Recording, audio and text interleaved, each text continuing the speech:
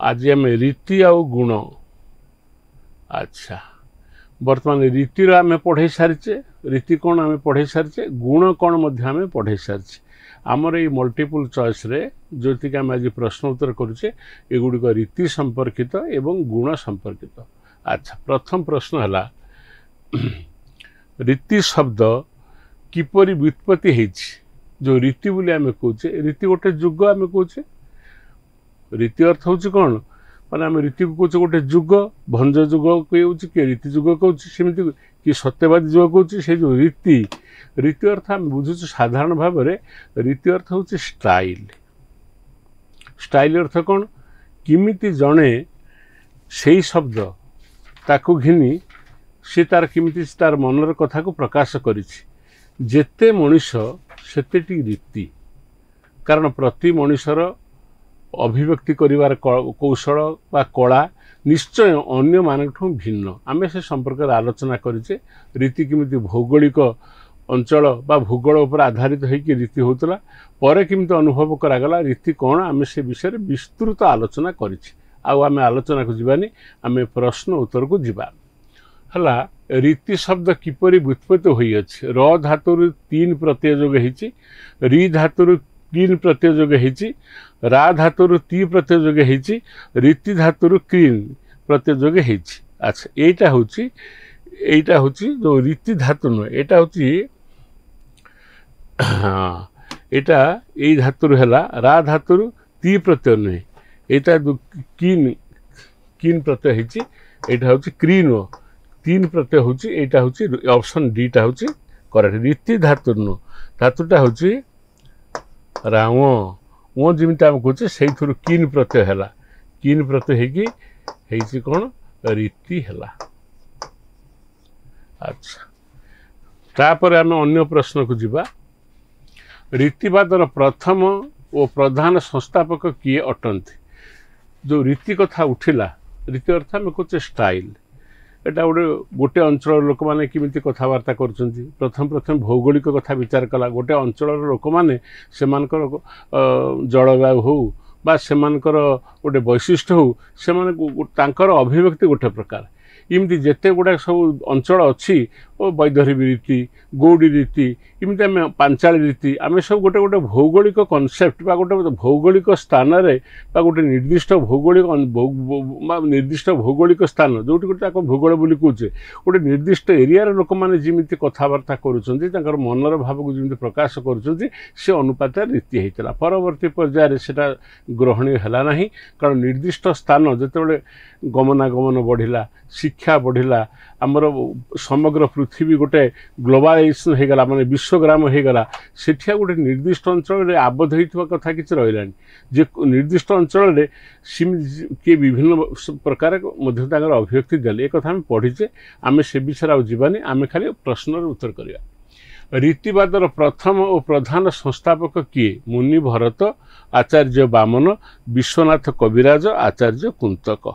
अच्छा मुनि भरत होचुंदे नाट्य शास्त्र प्रणेता प्रथम समालोचक आम जानी सी जो नाट्य शास्त्र संपर्क में आलोचना करू करू सी गुण संपर्क जदि बा स्पष्ट भाव में गुण कथा कही ना अर्थ केते प्रकार अच्छी सब अर्थ 10टी शब्द ये कथा सब सी कही से तेणु आम आचार्य बामन को मुनि भरत को नवा ना आचार्य बामन प्रकृत में बामन होचुंती रीतिवादर प्रथम और प्रधान संस्थापक सी ही कहले रीति हूँ काव्यर आत्मा से जो श्लोकटी पढ़ाई आम आलोचना करते मन रखिए बामन होचुंती रीतिवादर प्रथम और प्रधान संस्थापक रीति को से गोटे काव्यर आत्मा बोली कहले जमी काव्य माने रसात्मक वाक्य हूँ काव्य किए कहता रमणीयार्थ वाक्य हूँ काव्य सेमती ये कहला रीति हूँ माने काव्यर आत्मा ऋतुर गोटे काव्य संपर्क में जानी हेबो बा काव्यर असल जो जिनसटी हूँ रीति इटा किया को कहले आचार्य बामन विश्वनाथ कविराज नुहंती आचार्य कुंतक नुहंती ऑप्शन बी है आम जानले आचार्य बामन एक कथाटी कहले आम जानीचे बामन होचंती रीतिवादर प्रकृत प्रवक्ता एवं रीतिवाद को गोटे व्यवस्थित भाव में ପ୍ରତିଷ୍ଠା କରିବାରେ ତାଙ୍କର ଭୂମିକା ହେଉଛି ମାନେ ଅତୁଳନୀୟ। ମାନେ ସିଏ ହିଁ ପ୍ରକୃତରେ ପ୍ରଥମ ଓ ପ୍ରଧାନ ସଂସ୍ଥାପକ। ତାକୁ ଧର ଗୋଟେ ଚିନ୍ତାଧାରା ଆସିଲା, ଗୋଟେ ବିଶ୍ଳେଷଣ ଆସିଲା, ତାକୁ ପ୍ରକୃତ ଭଲ ଭାବରେ ତାକୁ ଉପସ୍ଥାପିତ କରିବା ଏବଂ ତାକୁ ଗୁରୁତ୍ୱ ଦେଇ ସମସ୍ତଙ୍କର ପାଖରେ ନେଇ ପହଞ୍ଚାଇବା, ଏଇ ଯେଉଁ କଥାଟି, ଏ କଥାଟି କରିଛନ୍ତି କିଏ ନା ବାମନ। ବାମନ ହିଁ କହିଲେ ରୀତି ହେଉଛି କାବ୍ୟର ଆତ୍ମା। ତେଣୁ ଆମେ ଏଇ ଆଚାର୍ଯ୍ୟ ବାମନକୁ କରେକ୍ଟ ଚିହ୍ନ କଲେ, ଇଏକୁ କାଟିଦେଲେ, ସି କି କାଟିଦେଲେ, ଆଚାର୍ଯ୍ୟ କୁନ୍ତକୁ କାଟିଦେଲେ। ବିଶ୍ୱନାଥ କବିରାଜ ମଧ୍ୟ ଏ କଥା କହିନାହାନ୍ତି। ଆଚାର୍ଯ୍ୟ ବାମନ ହେଉଛନ୍ତି ରୀତିବାଦର ପ୍ରଥମ ଓ ପ୍ରଧାନ ସଂସ୍ଥାପକ। ଆଚ୍ଛା, ତାପରେ ପ୍ରଶ୍ନ ହେଲା ଆଚାର୍ଯ୍ୟ ବାମନ କେଉଁ ପୁସ୍ତକରେ ରୀତିରାତ୍ମା କାବ୍ୟସ୍ୟ ବୋଲି ଉଲ୍ଲେଖ କରିଛନ୍ତି? ଆଚ୍ଛା, ବାକ୍ୟ ଅଳଙ୍କାର ନୁହଁ, କାବ୍ୟ ଅଳଙ୍କାର ସେଇଟା। ବାକ୍ୟ ଅଳଙ୍କାର ନୁହଁ, ସାହିତ୍ୟ ଦର୍ପଣ, କାବ୍ୟ ମୀମାଂସା ଆଉ ବାକ୍ୟ ପ୍ରକାଶ ନୁହଁ, ଏଟା କାବ୍ୟ, ଏଟା କାବ୍ୟ ପ୍ରକାଶ। କାବ୍ୟ ମୀମାଂସା, ବାକ୍ୟ ମୀମାଂସା ନୁହଁ, କାବ୍ୟ। ସାହିତ୍ୟ ଦର୍ପଣ, ବାକ୍ୟ ଅଳଙ୍କାର ନୁହଁ, ଏଟା କାବ୍ୟ ଅଳଙ୍କାର। ଆମେ କ'ଣ କରିବା ନା ଯେତେ ଜଣ ଏମିତି ବିଶିଷ୍ଟ ଆଲୋଚକ ଅଛନ୍ତି ସେମାନଙ୍କର ଯେଉଁ ପୁସ୍ତକ, ସେ ପୁସ୍ତକ ମଧ୍ୟ ଆମର ମଲ୍ଟିପୁଲ୍ ଚଏସ୍ରେ ଆସିଯିବ।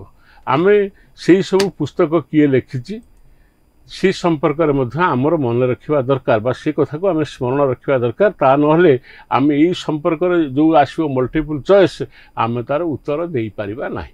ସେ କହୁଛି ଆଚାର୍ଯ୍ୟ ବାମନ କେଉଁ ପୁସ୍ତକରେ ରୀତିରାତ୍ମା କାବ୍ୟସ୍ୟ ବୋଲି ଉଲ୍ଲେଖ କରିଛନ୍ତି? ତାଙ୍କ ପୁସ୍ତକ ନାଁ ହେଲା କ'ଣ ନା କାବ୍ୟ ଅଳଙ୍କାର। ବାକ୍ୟ ଅଳଙ୍କାର ନୁହଁ, କାବ୍ୟ ଅଳଙ୍କାର। ତେଣୁ ଅପସନ୍ ଏଟା ହେଲା କରେକ୍ଟ।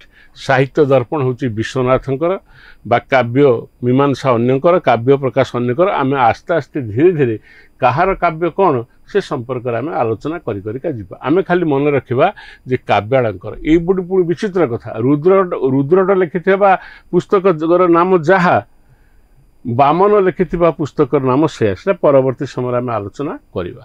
ତେଣୁ ଇଏ ହେଲା କାବ୍ୟ ଅଳଙ୍କାର। ଅପସନ୍ ଏ ହେଲା କରେକ୍ଟ। ସାହିତ୍ୟ ଦର୍ପଣ ବି କି ମୁଁ କାଟିଦେଲି, ସି କୁ କାଟିଦେଲି ଏବଂ ଡି କୁ କାଟିଦେଲି। ରୀତି ଅବୟବ କ'ଣ ନୁହଁ, ଏଟା କ'ଣ କରେ ସବୁବେଳେ କରୁଛି। ରୀତି ଅବୟବ ସଂସ୍ଥାନ ବିଶେଷ ରୀତି ସମ୍ପର୍କରେ ଏ ଅଭିମତଟି କାହାର? ଆଚାର୍ଯ୍ୟ ବାମନ, ଆଚାର୍ଯ୍ୟ ଦଣ୍ଡୀ, ଆଚାର୍ଯ୍ୟ ବିଶ୍ୱନାଥ କବିରାଜ, ଭରତ ମୁନି। ରୀତି ଅବୟବ ସଂସ୍ଥାନ ବିଶେଷ ଦେହର ଅଙ୍ଗ ପ୍ରତ୍ୟଙ୍ଗ ଯେପରି ଯଥାର୍ଥ ଭାବରେ ସୃଷ୍ଟି ହେଇଛି, ସେମିତି ରୀତି ହେଉଛି କୌଣସି ଶବ୍ଦ ବା ପ୍ରକାଶ ଭଙ୍ଗୀ ଏପରି ଭାବରେ ତାକୁ ପ୍ରକାଶ କରିବ। ଧର ଆମର ହାତ ଅଛି, ଗୋଡ଼ ଅଛି, ମୁଣ୍ଡ ଅଛି, ଏଗୁଡ଼ିକର ଗୋଟେ ସମାନୁପାତରେ ଅଛି କି ନାହିଁ? ଆକୁ ଯିଏ ତିଆରି କରିଛି ଇଏ ମଧ୍ୟ କିଛି କମ୍ ବଡ଼ ଅଳଙ୍କାର ବା କମ୍ ବଡ଼ ସେ ପଣ୍ଡିତ ନୁହେଁ, ବିଦ୍ୱାନ ନୁହେଁ, ସେ ଭଗବାନ ହୁଅନ୍ତୁ ବା ଯିଏ ହୁଅନ୍ତୁ। ୟାକୁ କିଏ କହିଲେ ନା ଆଚାର୍ଯ୍ୟ ବାମନ କଥା କହିଲେନି, ଆଚାର୍ଯ୍ୟ ଦଣ୍ଡୀ ବି କହିଲେନି, ଆକୁ କହିଲେ ବିଶ୍ୱନାଥ କବିରାଜ। ବିଶ୍ୱନାଥ କବିରାଜ ହେଉଛନ୍ତି ସେ ସାହିତ୍ୟ ଦର୍ପଣ, ଆମ ଓଡ଼ିଶାର ଲୋକ। ସାହିତ୍ୟ ଦର୍ପଣ ତାଙ୍କର ଯେଉଁ ପ୍ରସିଦ୍ଧ ପୁସ୍ତକ, ଯାହାକି ଆପଣମାନେ ସାହିତ୍ୟ ଏକାଡେମୀରୁ ମଧ୍ୟ ଆମର ପାଇପାରିବେ। ତାର ବି ସେ ଅନୁବାଦ ସବୁ ହେଇଛି, ତାର ଟୀକା ହେଇଛି। ଭଲ ବହି ଖଣ୍ଡେ ନିହାତି ସମସ୍ତେ ରଖିବା ଦରକାର। ସିଏ କହିଲେ ରୀତି ହେଉଛି ଅବୟବ ସଂସ୍ଥାନ ବିଶେଷ। ଅବୟବ ସଂସ୍ଥାନ ବିଶେଷ କ'ଣ ନା ଯେମିତି ଆମର ହାତ, ଗୋଡ଼, ମୁଣ୍ଡ, ଆଖି, ନାକ, କାନ ଗୋଟେ ସମାନୁପାତିକ ଭାବରେ କେଉଁ ଜାଗାରେ କ'ଣ ରହିବା କଥା ରହିବା ଫଳରେ ଆମର ସୌନ୍ଦର୍ଯ୍ୟ ଆମେ ଦେଖୁଛେ। ନାକ କେମିତି ହେବ, ଯଦି ଏତେ ବଡ଼ ନାକଟେ ହେଇଯିବ, ମୁଣ୍ଡ ଯଦି ଏତେ ବଡ଼ ହେଇଯିବ, ଗୋଡ଼ ଯଦି ଦୁଇଟା ବାହାରି ପଡ଼ିବ, ପେଟ ଯଦି ଦୁଇଟା ପାଦ ଯଦି ଛୋଟ ହେଇଯିବ, ପେଟ ବାହାରି ପଡ଼ିଲେ କ'ଣ ହେବ? ମଣିଷ ବିକୃତ ଦେଖାଯିବ। ଠିକ୍ ସେହିପରି କାବ୍ୟ ଯେତେବେଳେ ସୃଷ୍ଟି କରାଯାଉଛି ସେତେବେଳେ କେଉଁଠି କ'ଣ ବସିବ, କିପରି ଭାବରେ ଶବ୍ଦ ବସାଣ ହେବ, ସେଇ ଯେଉଁ ଯେମିତି ଅଙ୍ଗ ପ୍ରତ୍ୟଙ୍ଗ ଠିକ୍ ଭାବରେ ସାର୍ଥକ ଭାବରେ ରହିଲେ ଶୋଭା ବା ସୌନ୍ଦର୍ଯ୍ୟ ଉତ୍ପନ୍ନ ହୁଏ, ସେମିତି ନିର୍ଦ୍ଦିଷ୍ଟ ଭାବରେ କେଉଁ ଜାଗାରେ କେଉଁ ଶବ୍ଦଟି ରହିଲେ ବା କେଉଁ ପଦଟି ବ୍ୟବହୃତ ହେଲେ ସେ ସୁନ୍ଦର ହେବ। ତେଣୁ ଇଏ କହିଲେ ରୀତି ହେଉଛି ଅବୟବ ସଂସ୍ଥାନ ବିଶେଷ। ଅଙ୍ଗ ପ୍ରତ୍ୟଙ୍ଗର ଯଥାର୍ଥତା ବଳରେ ଯେପରି ମାନେ ଶାରୀରିକ ସୌନ୍ଦର୍ଯ୍ୟକୁ ଆମେ ଅନୁଭବ କରିପାରୁ, ହାତ ଗୋଡ଼ ଯେମିତି ରହିଛି ତାର ଯେଉଁ ସମାନୁପାତକ ଅଛି, ଗୋଡ଼ କେମିତି ରହିଛି, ହାତ କୋଉଠି ରହିଛି, କାହା ପାଖକୁ କ'ଣ ରହିଛି, ଇଏ ଗୋଟିଏ ନିର୍ଦ୍ଦିଷ୍ଟ ଅର୍ଡ଼ର ବା ଶୃଙ୍ଖଳା ରହିଛି। से श्रृंखला को जब किए भांगीदेव ताले कौन हम ना सब जिनस थे सी आम आ ग्रहणीय हेनी से भाया जे गोटे काव्य जो भाव में शब्द बसाण हम पद बस सी अनुपात यथार्थ भाव में ठीक जगह ठीक जिन मिसिला तार बसला ताहले से प्रकृत में सी हूँ माने से काव्यटी बा से वाक्यटी जी थी से वाक्यटी ग्रहणीय हम तेणु आंक मत है रीति हूँ अवयव संस्थान विशेष अंग प्रत्यंग जेपरी भाव में यथार्थ स्थान में बसवा फल मानवर सौंदर्य प्रकटित हुए एवं से विच्युति घटिले आउ सौंदर्य आसे ना ठीक से हीपरी कौ जगार किमिति एवं कौ शब्द कौ पद किपरि बसिबो ता मध्य निर्धारित हवा उचित तामाने बाछि बाछि बसिबा को हबो से एपट भ्रम कले आउ से रस निष्पन्न हम ना ये सब कौन पढ़ाऊ गुण पढ़ु रीति पढ़ु जहाँ आम पढ़ुचा उद्देश्य कौन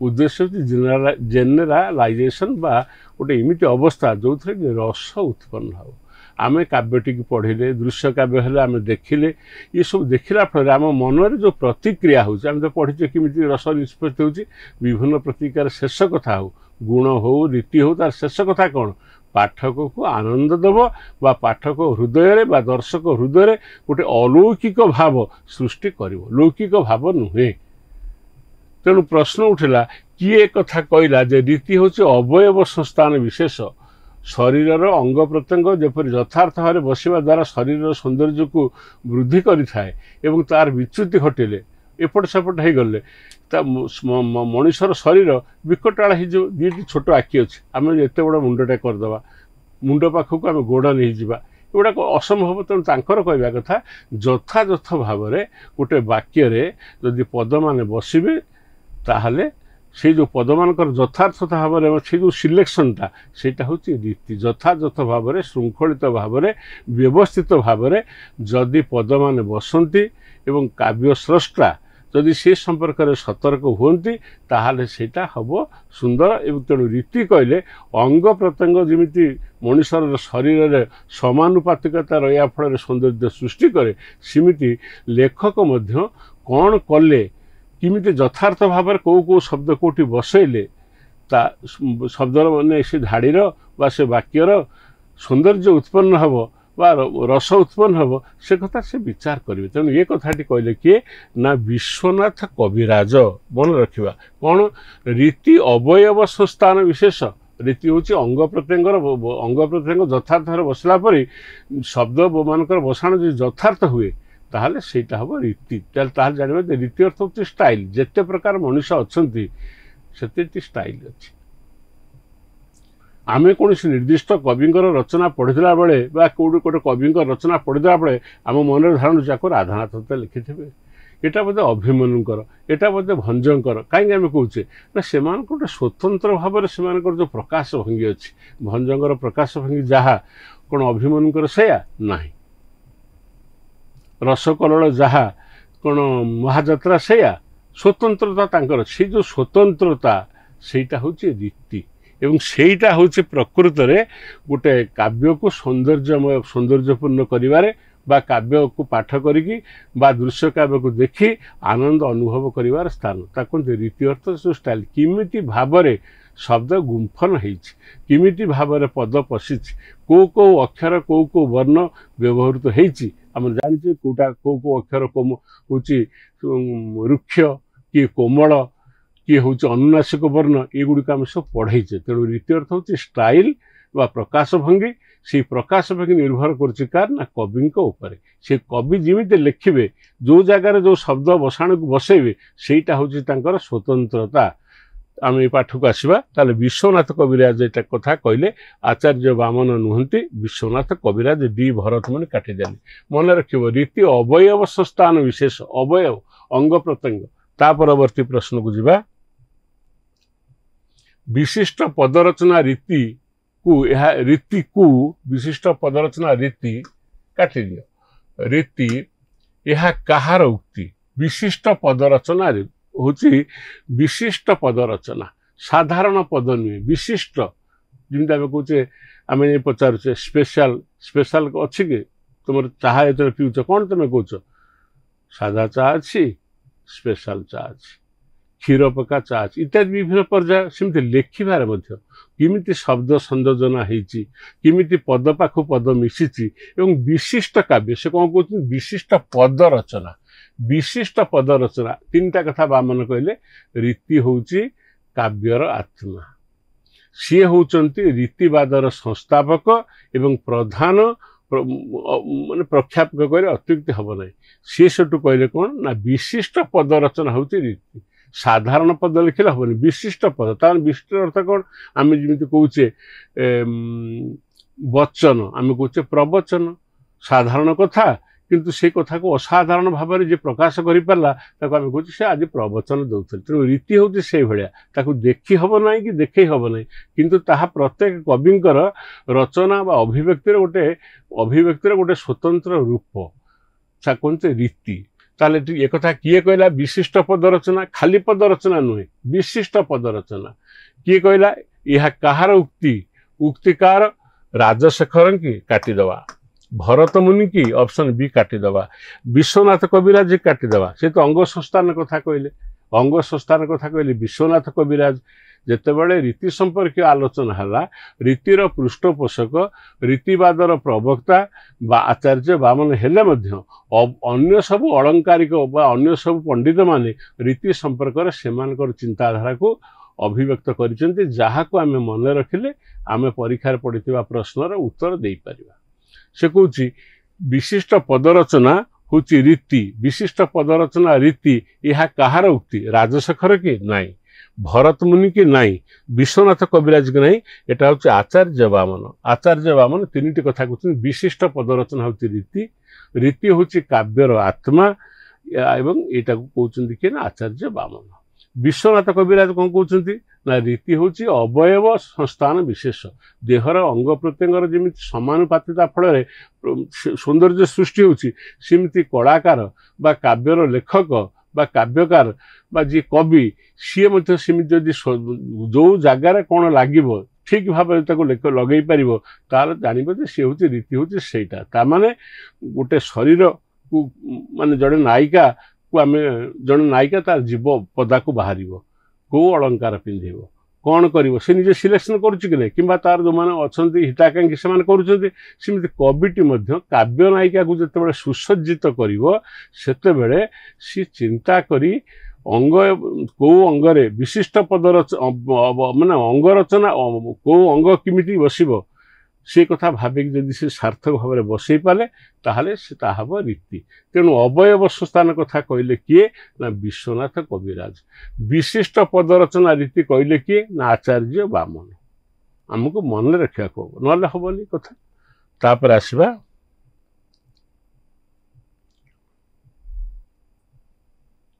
भरत मुनि रीति उपर केतोटी गुण को स्वीकार करिसेंती आम आलोचना करुथले भरत मुनि होचंती प्रथम समालोचक नाट्यशास्त्र संपर्क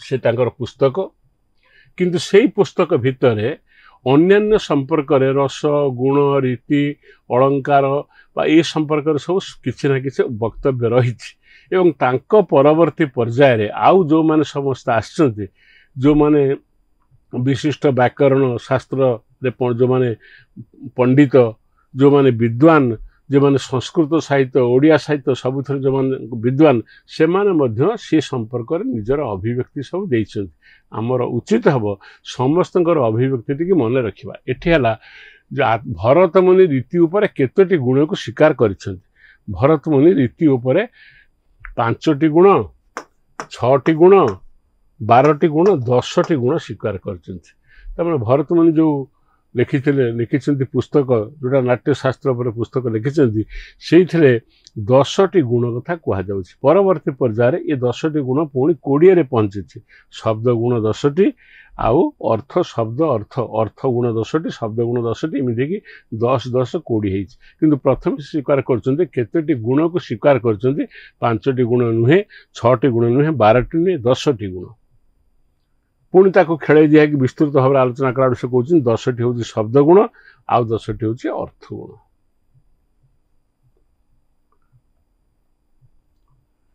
वैदर्भी वैधर्मी रीति को आधार करी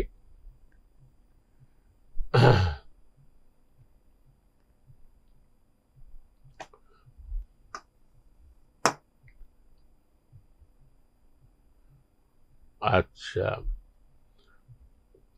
जिते बड़े रीति संपर्क रे आलोचना हो गला वैधर्मी रीति कथा आम पढ़ीचे पांचाली रीति कथा पढ़ीचे अच्छा ये सब रीति कथा आम पढ़ीचे सी प्रश्न कहूँ वैधर्मी रीति को आधार करी वैधर्मी रीति को सतकाव्य आ गौड़ी एटा गौड़ी हम गौड़ी रीति को आधारित काव्य वाक्य मोटे किसी ना ता माने प्रश्न टी मुझे आउ थे आपण मान बुझे दूची वैधर्मी रीति को आधार करी वैधर्मी रीति को आधार करी सतकाव्य और गौड़ी रीति को आधार करी निकृष्ट बोली किए मत देता माने को विशिष्ट विद्वान मतरे वैधर्मी रीति हूँ सतकाव्य ग्रहणीय समस्त से भल वैधर्मी रीति एवं निकृष्ट काव्य हूँ किए ना गौड़ी सत्काव्य हूँ किए वैधर्मी निकृष्ट काव्य हूँ गौड़ी ये प्रकार मत कहार ये हूँ प्रश्न कि से टाइप कला बेले एपट सेपट कर आम बुझा से हूँ वैधर्मी रीति को आधार करी सत्काव्य और गौड़ी रीति आधारित काव्य को वाक्य नुह ये सब काव्य वाक्य मोटे ठीक किसी ना ये सब हम काव्य काव्य उपर आम आलोचना करुचे वाक्य हूँ तार कथा नहीं निकृष्ट बोली किए मत देते अच्छा दंडी भरतमुनि बामन आ हूँ भामह दंडी एक कथा कही ना ऑप्शन बी भरतमुनि मध्य कही ना बामन तो कहते सी भी कही ना भामह बोली जड़े विशिष्ट विद्वान सी एक कथा कहले जे वैधर्मी रीति हूँ सत्काव्य वैधर्मी रीति उपर जो काव्य रचित हम सी हम सत्काव्य एवं गौड़ी रीति उपर जो काव्य रचित हम सी हम निकृष्ट ताने वैधर्मी रीति हूँ सत्काव्य मान से समस्त आदरणीय एवं निकृष्ट हूँ किए ताठू हीन हूँ किए गौड़ी रीति एक कथा कहले किए ना भामह कहले आम बुझा भामह किए कि बही से लिखिं कौन कर मन रखा आस्ते आस्ते अच्छा दंडी एक कथा कही ना भरतमुनि कही ना बामन कही ना भामह कही सब भूल टाइप कर कौन कर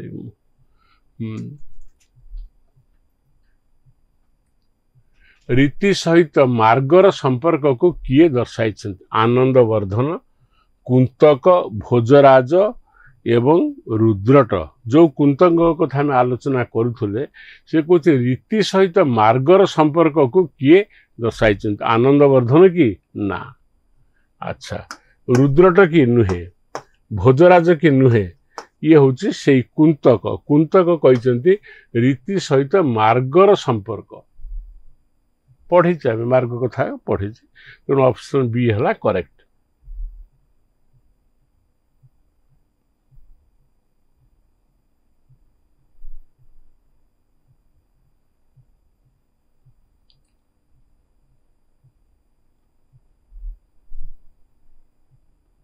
हाँ दंडी काव्यादर्श ग्रंथ एटा वाक्यादर्श अच्छी एटा हूँ काव्यादर्श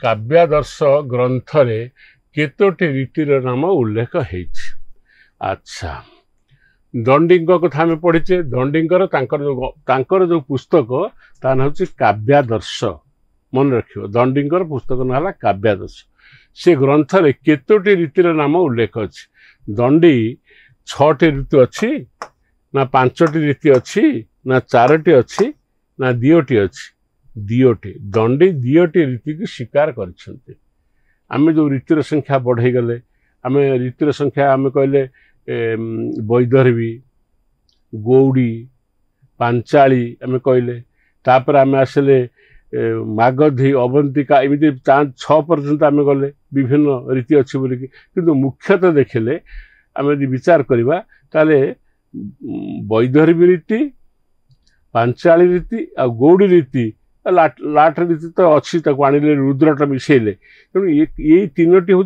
प्रकृत रे आमर रीति संपर्क में ये तीनोटी हूँ प्रकृत विभाजन ये विभाजन हूँ प्रकृत ठीक तेणु विशिष्ट अलंकार माने एत कथा न कहीकि दियोटी ये जो दंडी दियोटी रीति को स्वीकार कर छटी की नुहे पांचटी की नुहे चारोटी की नुहे दियोटी की स्वीकार कर वैदर्भी और गौड़ी रीति सहित पांचाली रीति को किए प्रथम संयुक्त कर प्रथम था वैदर्भी आ गौड़ी वैदर्भ गोटे अंचल से जो लोक मैंने जो भाषा कथबार्ता करते सी है वैदर्भी आ गोटे था गौड़ी जो मैंने टिके हिंस्र टिके बड़ुआ बा जो मैंने वीर ये सब विभिन्न दृष्टिकोण अच्छी कहला गौड़ी से पुणी रीति संख्या बढ़ला बढ़ला माने कौन से आलोचना करी भितर आउ नुआ कथा उठिला नुआ कथा किए उठेले ना वैदर्भी और गौड़ी ये दीटाक थिला रीति थिला कि सहित पांचाली रीति को किए प्रथम संयुक्त कर माने आसला पांचाली पांचाली रीति को किए संयुक्त करिछि ना राजशेखर ना रुद्रट ना बामन ना विश्वनाथ कविराज ये बामन कले मु कहूँ बामन होचंती रीतिवादर संस्थापक तेणु रीति संपर्क बहु कथार सी मतामत देइछंती एवं तांकर आलोचना बा तांकर दृष्टिभंगी आज मध्य आम आलोचना करुचे कारण सी ही कहते प्रथम जे रीति होची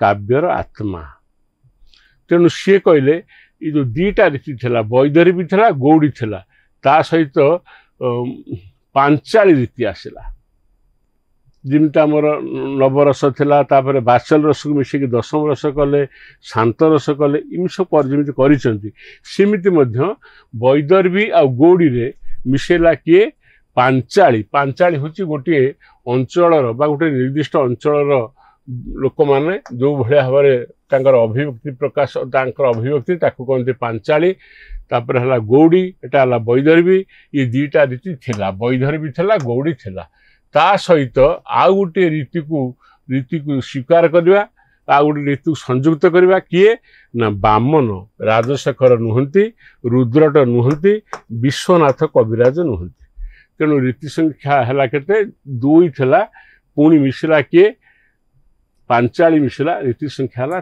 3 आम पढ़ीचे किमिति मागधी अवंतिका पर आसी 5 6 कि 7 हिज रीति ताक से विषय आम आलोचना करिया किंतु मुख्यतः वैदर्भी पांचाली और गौड़ी ये तीनोटी रीति उपर तीनोटी यही प्रकार रीति को 3 भाग में विभाजन कर अन्य कथा सब सहित ग्रहणीय नुहे बोली से विभाजन उपरे समालोचक माने गुरुत्व देई नाहंती तथापि आम जानिबा दरकार। अच्छा वैदर्भी रीति को श्रेष्ठत्व अर्पण करी गौड़ी रीति को निकृष्ट स्थान प्रदान करी किए जो कथा आलोचना करथिले किए आउ थर पड़ला से प्रश्नटा वैदर्भी रीति को श्रेष्ठत्व अर्पण करी गौड़ी रीति को निकृष्ट ताने वैदर्भी रीति है समस्त भितर श्रेष्ठ रीति एवं सब रीति भितर निकृष्ट स्थान है किए गौड़ी रीति कथा कहते किए जो विषय में आम आलोचना कर सारी किए कहते कुंतक कहते कि ना कुंतक कहना। अच्छा बामन कहते कि कहना भामह कहते कहना दंडी दंडी कहले जे एते कथा नुह वैदर्भी रीति हूँ श्रेष्ठत्व श्रेष्ठ आ गौड़ी रीति हूँ निकृष्ट इमती सीधा सड़क भाव में निजर वक्तव्य निजर लेखारे प्रकाश करचंती कि ना दंडी।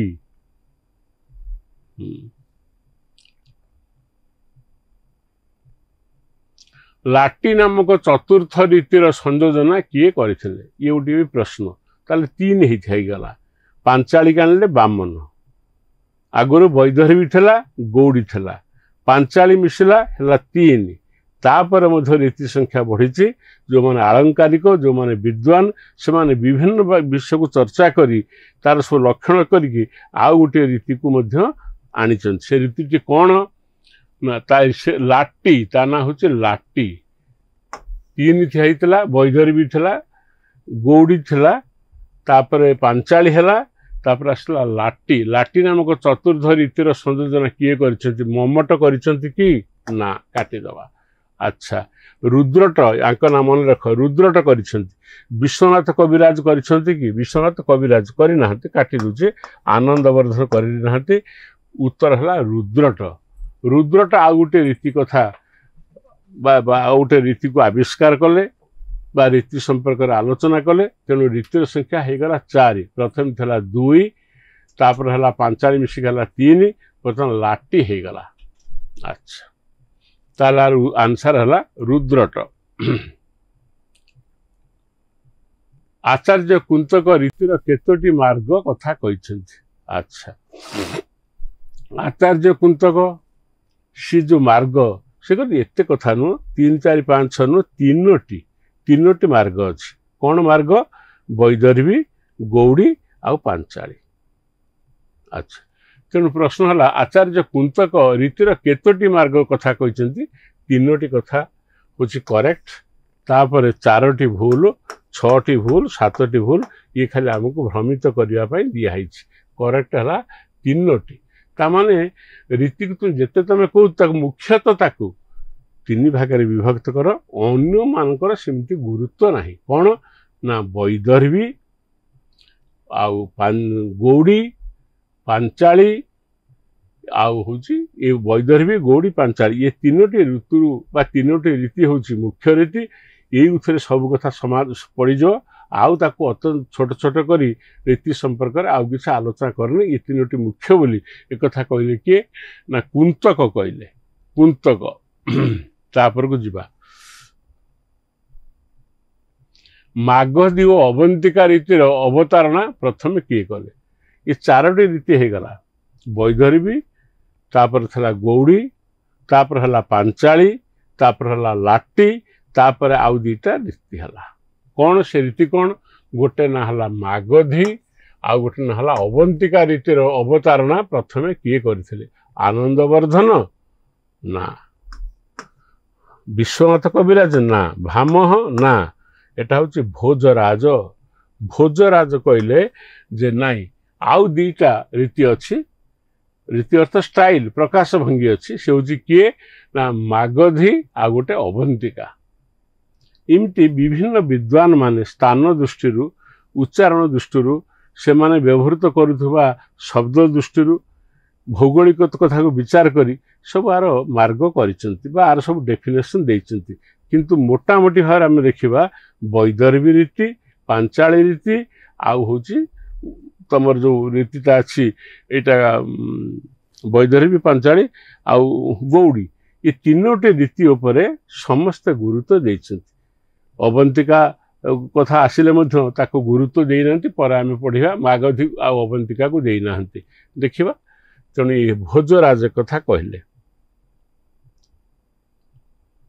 समास सह अनुप्रास को रीतिर रीतिमूल तत्व समास सह अनुप्रास को रीतिमूल तत्व समास सह अनुप्रास को रीतिर रीतिमूल तत्व बोली किए स्वीकार करिसेंती राजशेखर एटा कर देउची समास सह अनुप्रास को रीतिर मूल तत्व बोली किए स्वीकार करिसेंती से कहउचंती राजशेखर ना आनंदवर्धन ना विश्वनाथ कविराज ना बामन बामन कथा हम पढ़ी सारे 3टी 4टी जगह बामन होउचंती रीतिवादर मुख्य संस्थापक किंतु सी कथा कही ना विश्वनाथ कविराज कही ना आनंद वर्धन कही ना ये राजशेखर ये हूँ उक्ति तांकर उक्ति हूँ समास सह अनुप्रास को रीतिर मूल तत्व बोली किए स्वीकार कर माने जो समास होउची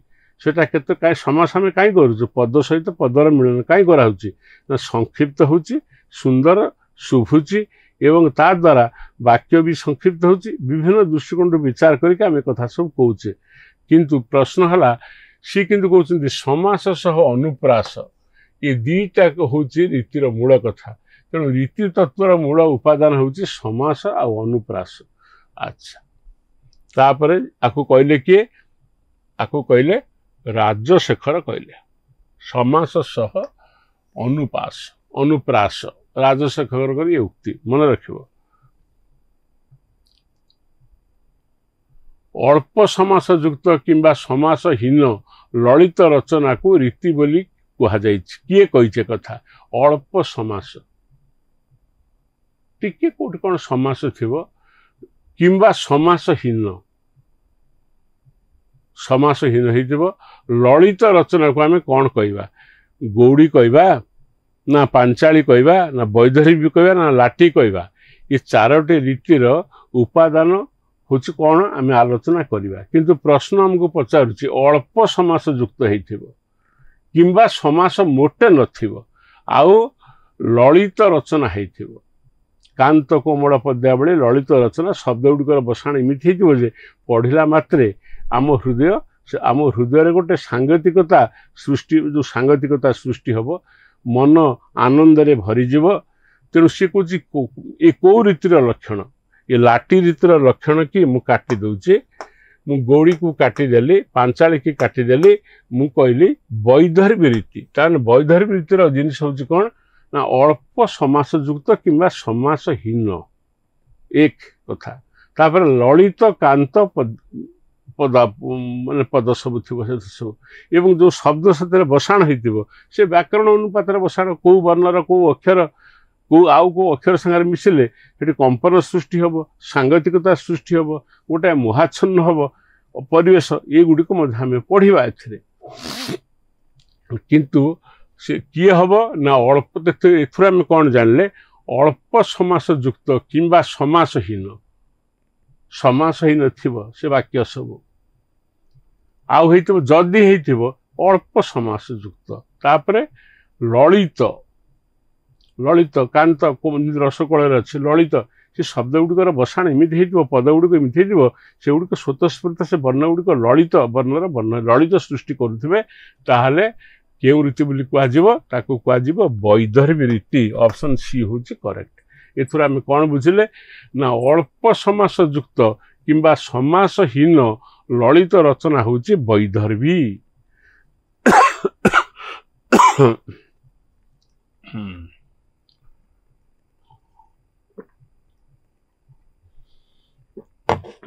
तापर को जिबा तापर प्रश्नटी देखिबा तो अच्छी तापर प्रश्न देखिबा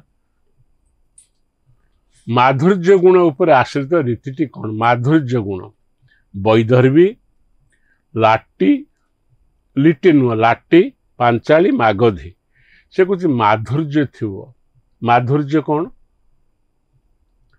माधुर्य ऐश्वर्य समान पका माधुर्य कौन माधुर्य गुण उपर माधुर्य अर्थ हूँ जहा श्रवण कले किंबा जहा को देखिले आम हृदय रे आनंद आसे मधुरता सृष्टि हुए से हूँ माधुर्य मधुरता को देखे हेनी चीनी मीठा बोली किमित आम जानूचे चीनी की पार्टी रे पकईदेले आम जानूचे अनुभूति आमर हूँ एटा मीठा लगुच चीनी गुड़ मीठा बोली किमित जानूचे कौन खाली देखे गुड़ को जानूचे आम गुड़ को निश्चय थे परीक्षा करें पार्टी भितर देखीचे एवं से आम जाचे तेणु माधुर्य कौन भाषा कही हम ना मधुरता कौन तांको कथा भारी मधुर कथा मधुर माने कह चीनी गुड़ा ना किंतु से कथा श्रवण कला माने आम हृदय टी आनंदित हो जाए आह्लादित हो जाए मधुर जी रुक्ष भाव में कह जी अति खराब भाषा कह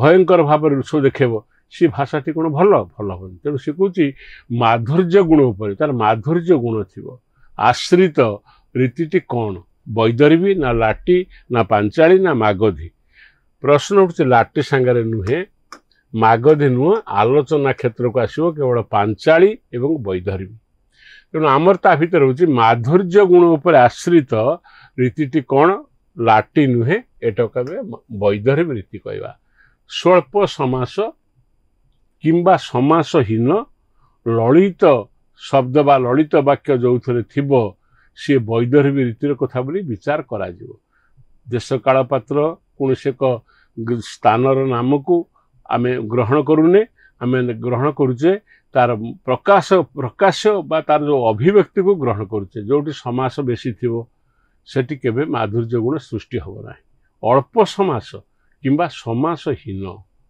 ललित कांत कोमल पद जदि थिबो तार माता को तार आम कहवा सी हूँ कौन ना सी हूँ वैदर्भी रीति लाटी नुहे पांचाली नुहे सब मुझे काटिदेली ये ऑप्शन ये करेक्ट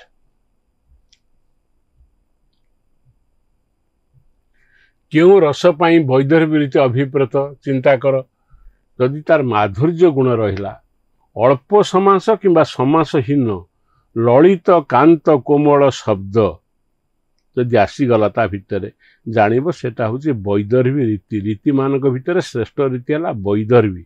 आम प्रश्न हला केउ रस पाई ई जो सब आम रीति कथा आलोचना करुचे गुण कथा आलोचना करुचे तार उद्देश्य सब कौन ये रीति हो आउ बा गुण हो आंकर उद्देश्य सब कौन एगुड़कर उद्देश्य कौन रस उत्पादन करवा बा रस निष्पन्न करवा। गोटे जिनिस को आम पढ़िले वर्षा आसूची वर्षा टप टप होगी पड़ा ए वर्षा आसूँ आम पड़े गले कहीं प्राकृतिक दृष्टिकोण वर्षा आमको क्षति कर पानी की तिंतई देव किंतु जड़े झर झर होता वर्षा को देखी मुग्ध हो पार सी काव्य लिखिपर तेणु जोटा आमर साधारण बुद्धि रे आम जहाँ को अनुभव न करि असाधारण बुद्धि रे वर्षा समय दृश्य किंबा निजे वर्षारे भिजिले तिंतिले जो अनुभूति जी जानी सी जानी जी न जानी जानी तेणु सेमती सब कथा माधुर्य कौन तुमको सार माधुर्य कौन मत कहतु जड़े लोकर कथबार्ता व्यवहार चालीचलन रे तुमको जो कथा कि महू तो झरुचे प्रकृत कौन ता पार्टी महू झरुचे ना तार कथा तार आचरण भंगी तार बॉडी लैंग्वेज तार व्यवहार तुमको एते मुग्ध करछि ता कथा मधुर है।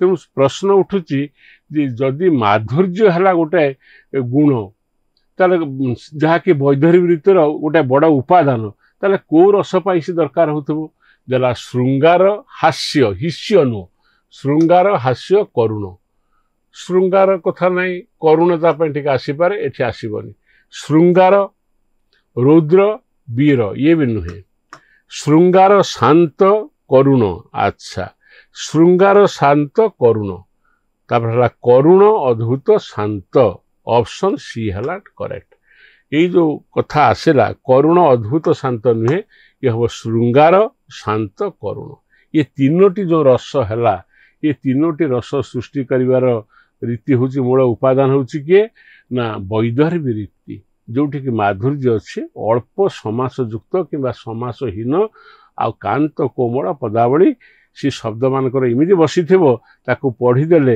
हृदय गोटे आलोड़न सृष्टि हम हृदय टी आनंदित हो आम जो साहित्य पढ़ुचे कौन हृदय कौन खाली कौन आम जानापी पढ़ुचे जानापी पाठ पढ़ले अलग कथा तार जो पाठ पढ़िबार जो रस कौन सी विषय को पढ़ी सारा पर हृदय तार जो प्रतिक्रिया से प्रतिक्रिया यदि आनंद हुए तार से रस रस किए देखनी रस हूँ अनुभूतिर कथा कौन सी चरित्र अभिनय देखिल यात्रा देखिल किसी कथा कल तापर तुम्हें विहलित हल तुम से तुम साधारण जो अवस्था ठूँ टी अतिक्रम कर जाई आउ गोटे अवस्था पहुँचल कौ अवस्था पहुँचल सेटा हूँ रस ग्रहण करिवार अवस्था रस तार रस सृष्टि हो गला रस कौटी सृष्टि है मनरे सृष्टि है ना चरित्र सृष्टि है ये विषय तो आम आलोचना करें जो रस सृष्टि हेले आमर रस ग्रहण कलापर आमर जो मानसिक अवस्था बा आमर शारीरिक मानसिक जो अवस्था से निश्चय परिवर्तन हम से कौन केउ रस पाई वैदर्भी रीति अभिप्रेत अभिप्रेत माने से रस पाई से हूँ यथार्थ मान ठीक श्रृंगार हास्य करुण नाई हास्य रस कौन हम हेनी काटिदेली श्रृंगार रौद्र वीर नाई श्रृंगार शांत करुण एटा हम श्रृंगार शांत करुण करुण अद्भुत शांत हम ना ऑप्शन सी हूँ करेक्ट ताले केउ रस पाई वैदर्भी रीति अभिप्रेत ना श्रृंगार शांत करुण। अच्छा रुद्रट चारोटी रीति को केते भागरे विभक्त करिसंती रुद्रट कौन आनिले ना से पांचाली रीति थिला 2 युक्त 3 थे बामन आनिले पांचाली की रुद्रट आनिले लाटी की मतरे रीति हूँ चारोटी से किमिति विभाजन करिसंती ना 2 भागरे गौड़ी लाटी की गोटे भागरे वैदर्भी आ पांचाली की आ गोटे भागरे से विभक्त करिसंती चार रीति को केते भाग विभक्त करिसंती 5 भाग ना 4 भाग ना 3 भाग ना 2 भाग गोटे पाखे रखिंट वैदर्भी आ पांचाली की आ गोटे पाखे रखिंट कौन ना लाटी की रखिंट हाँ लाटिकी रखिछन्ति तेणु जो चारोटी रीति आसला प्रथम थला वैदर्भी तापर गौड़ी थला पांचाली हला पांचाली पर आसला लाटी हला ये चारोटी रीति को विभाजन कला बेले दुईटी रीति को से मानुछन्ति दीटा तांकर कथा से कौन करछन्ति परे आमे पढाइबा ये हला दुई भाग तापर देखिबा गुण को शब्द गुण और अर्थ गुण यहीपरि दुई भाग रे किए विभक्त करिसेंति दंडी एटा हबो चंडी नु दंडी दंडी ममट्ट बामन विश्वनाथ कविराज अच्छा गुण को शब्द गुण और अर्थ गुण यहीपरि भाव रे किए यहीपरि दुई भाग रे किए विभक्त करिसेंति दंडी नुहे ममट्ट नुहे काटी दउची बामन करिसेंति विश्वनाथ कविराज नुहे अच्छा ये बामन ऑप्शन सी है करेक्ट तापर देखिबा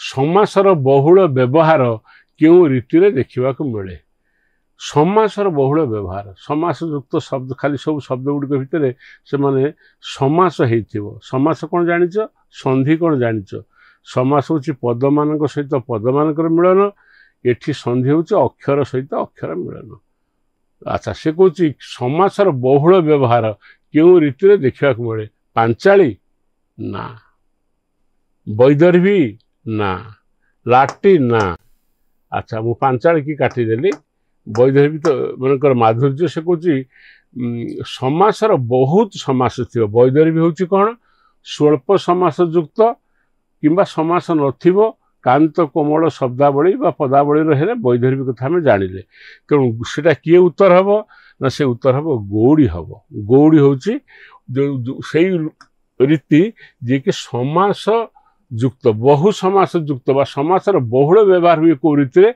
ना गौड़ी रीति रे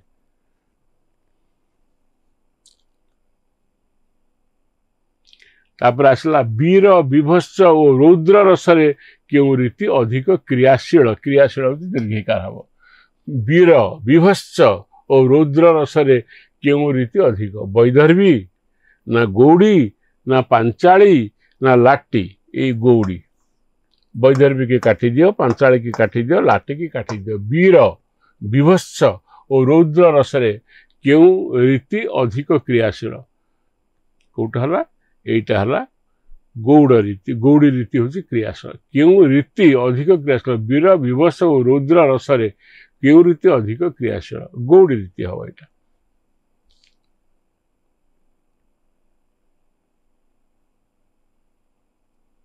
क्यों रीति कांति माधुर्य और सौकुमार्य कांति कांति हर्षेकार हम क्यों रीति कांति माधुर्य और सौकुमार्य गुण संपन्न हो माधुर्य रहा सौकुमार्य रहा कांति माने क्यों रीति कांति माधुर्य और सौकुमार्य ये तीनटा तार कन्स्टिट्यूएंट बा उपादान किए कौ रीति वैदर्भी कथा आम पढ़ीचे वैदर्भी को काटी दियो लाटी को काटी दियो गौड़ी को काटी दियो ये हला पांचाली पांचाली हूँ वैदर्भी रीतिर पाखापाखि एटा मन रखिए सब बड़े किए कौ रीतिर पाखापाखि पांचाली इथरे कौन अच्छी कांति रहा माधुर्य रहा सौकुमार्य रहा तीनटा जिनस रहा केउटी वैदर्भी और गौड़ी रीतिर मध्यवर्ती वैदर्भी और गौड़ी रीतिर मध्यवर्ती किए ना मागधी वैदर्भी अवंतिका पांचाली ये पांचाली है कौन अवंतिका को काटी दियो जो कथा पछरे आसीथला वैदर्भी को काटी से कर दियो मागधी काटी दियो केउटी वैदर्भी और गौड़ी रीतिर मध्यवर्ती केउटी ना आगे थला वैदर्भी तापर हला तमर पांचाली तार मझीटा हूँ किए मझी हूँ पांचाली आम पांचाली कथा कहले पांचाली किपरि सौकुमार्य से लालित्य रोचे तेणु मझी माने गौड़ीटा तो भयंकर कथा कौच वीर विभत्स रस सब तार मझी रीतिटा है कौन मझीटा है तुमर पांचाली ऑप्शन डी है करेक्ट अवंतिका कथा छाड़ वैदर्भी कथा छाड़ ऑप्शन डी हूँ करेक्ट ଓଜଗୁଣ ବ୍ୟଞ୍ଜକ କଠିନ ବର୍ଣ୍ଣ ତଥା କଠିନ ଯୁକ୍ତାକ୍ଷର ସହିତ ସମାସର ବହୁଳ ବ୍ୟବହାରକୁ କେଉଁ ରୀତି କୁହାଯାଏ? ଦେଖ, ଓଜଗୁଣ ବ୍ୟଞ୍ଜକ କଠିନ ବର୍ଣ୍ଣ ତଥା କଠିନ ଯୁକ୍ତାକ୍ଷର ଥିବ, କଠିନ ବର୍ଣ୍ଣ ଥିବ, ଓଜଗୁଣ ଯେଉଁଥିରେ ବୀରତ୍ୱ ସୃଷ୍ଟି ହେଉଥିବ, ତା କୋଉ ରୀତି କହିବା? ଆମେ ଆକୁ କହିବା କି ପାଞ୍ଚାଳି କହିବା କି ନାହିଁ? ପାଞ୍ଚାଳି ବୈଧରୀ ଭିତରେ ପାଖାପାଖି ମଝିଟା, ଆଗ ବୈଧରୀ ବି ତା ପାଖକୁ ପାଞ୍ଚାଳି, ତା ପାଖକୁ ଗୌଡ଼ି। ଆଚ୍ଛା, ଆମେ ପାଞ୍ଚାଳି କହିବା କି ନା? ଲାଟି କହିବା କି ନା? ବୈଧରୀ କହିବା କି ନା? ଏଇଟା ହଉଛି ଗୌଡ଼ି। ଗୌଡ଼ି ରୀତିର ବୈଶିଷ୍ଟ୍ୟ କଣ ହେଲା? ଓଜଗୁଣ ବ୍ୟଞ୍ଜକ କଠିନ ବର୍ଣ୍ଣ ତଥା କଠିନ ଯୁକ୍ତାକ୍ଷର। ବୈଧରୀ ହେଉଛି ସ୍ୱଳ୍ପ ସମାସ, ଥିଲେ ହବ ନଥିଲେ ହବ, କାନ୍ତ କୋମଳ। କିନ୍ତୁ ଇଏ କହୁଛି କ'ଣ? ଓଜଗୁଣ ବ୍ୟଞ୍ଜକ କଠିନ ବର୍ଣ୍ଣ ତଥା କଠିନ ଯୁକ୍ତାକ୍ଷର ସହିତ ସମାସର ବହୁଳ ବ୍ୟବହାର। ବହୁ ସମାସ ବ୍ୟବହୃତ ହେଇଥିବ। କଠିନ ବର୍ଣ୍ଣ, ଆମର କୋମଳ ବର୍ଣ୍ଣ, କଠିନ ବର୍ଣ୍ଣ ତୁମେ ପଢ଼ିଛ। ତଥା କଠିନ ଯୁକ୍ତାକ୍ଷର, ଏଗୁଡ଼ାକ ସବୁ ତା ଭିତରେ ଥିବ। ସେଟା କୋଉ ରୀତି? ନା ସେ ହେଉଛି ଗୌଡ଼ି ରୀତି। ବୈଦର୍ଭୀ ଓ ପାଞ୍ଚାଳି ମଧ୍ୟବର୍ତ୍ତୀ ରୀତିକୁ କେଉଁ ରୀତି କୁହାଯାଏ? ବୈଦର୍ଭୀ ଓ ପାଞ୍ଚାଳିର ମଧ୍ୟବର୍ତ୍ତୀ ଋତୁ କିଏ କୁହାଯାଏ? ବୈଦର୍ଭୀ ଓ ପାଞ୍ଚାଳି ଆର ମଧ୍ୟବର୍ତ୍ତୀ ରୀତି ହେଲା ମାଗଧୀ ନୁହେଁ, ଗୌଡ଼ି ନୁହେଁ, ଅବନ୍ତିକା ନୁହେଁ, ଲାଟି ହେଲା। ବୈଦର୍ଭୀ ଓ ପାଞ୍ଚାଳିର ମଧ୍ୟବର୍ତ୍ତୀ ରୀତିକୁ କେଉଁ ରୀତି କୁହାଯାଏ? ଏଇଟା ହେଲା ଲାଟି ରୀତି କୁହାଯାଏ।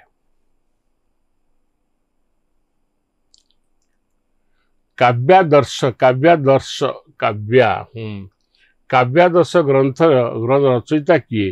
ଭୋଜରାଜ, ଦଣ୍ଡି, କୁନ୍ତକ, କାମନ ନୁହେଁ, ଏହାକୁ କହିବା ଆମେ ବାମନ କହିବା। କାମନ କେହି ଲୋକ ନାହାନ୍ତି, କେହି ଶବ୍ଦ ନାହାନ୍ତି କାମନ। ସେ କହୁଛି କାବ୍ୟାଦର୍ଶ ଗ୍ରନ୍ଥର ଯେଉଁ ସବୁମାନେ ବିଶିଷ୍ଟ ବିଦ୍ୱାନ, ଯେଉଁମାନେ ବ୍ୟାକରଣ ଶାସ୍ତ୍ର ଉପରେ ଆଲୋଚନା କରିଛନ୍ତି, ରସ ରୀତି ଗୁଣ ଉପରେ ଆଲୋଚନା କରିଛନ୍ତି, ତାଙ୍କର କାବ୍ୟ ସମ୍ପର୍କରେ ଆମେ ମଧ୍ୟ ଟିକେ ଜାଣିବା ଦରକାର। କେବେ ସେ କୋଉ କାବ୍ୟ ଲେଖିଲେ, କୋଉ କାବ୍ୟରେ କ'ଣ କଲେ, ଏଗୁଡ଼ାକ ନ ଜାଣିଲେ ଇଏ ମଧ୍ୟ କୋଶ୍ଚିନ୍ରେ ଚାଲି ଆସିବ। ସେ ପଚାରୁଛି କାବ୍ୟାଦର୍ଶ ଗ୍ରନ୍ଥର ରଚୟିତା କିଏ? ଇଏ ଗୋଟିଏ ପୁସ୍ତକ, ଆ ନାଁ ହେଉଛି କାବ୍ୟାଦର୍ଶ। ଏ ଗ୍ରନ୍ଥର ରଚୟିତା କିଏ? ଭୋଜରାଜ, ଦଣ୍ଡି, କୁନ୍ତକ, ବାମନ। ବାମନଙ୍କର ଆମେ କାଟି ଦେଇଛେ, କୁନ୍ତକ କାଟେଇ ଦେଲେ, ଦଣ୍ଡି କାଟିଦେଲେ, ଇଏ ହେଉଛି ଭୋଜରାଜ। ମନେ ରଖିବା, କାବ୍ୟାଦର୍ଶ ଗ୍ରନ୍ଥର ରଚୟିତା ହେଉଛନ୍ତି ଭୋଜରାଜ।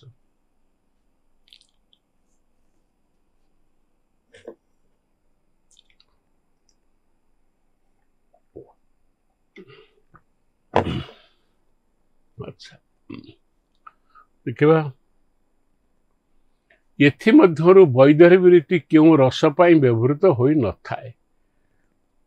ଇଏ ରୀତି ବା ଗୁଣ ଯାହାକୁ ଆମେ କହୁଛେ, ଆର ମୁଖ୍ୟ ଉଦ୍ଦେଶ୍ୟ କ'ଣ? ରସ ସୃଷ୍ଟି କରିବା।